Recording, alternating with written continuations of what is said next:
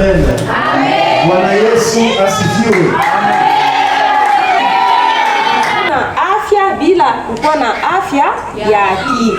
Sasa kwa kifupi, traumatisme ni maumivu, ni vidonda ama majeraha ya ndani ya moyo. Tunasikiliza stress inakuwa kana maisha, on vous apprend à vivre avec. Ndio maana wanasema unabauliza siku tuwe ndio saa yote mkali sijui au penzi kujua watoto quels sont leurs besoins, leurs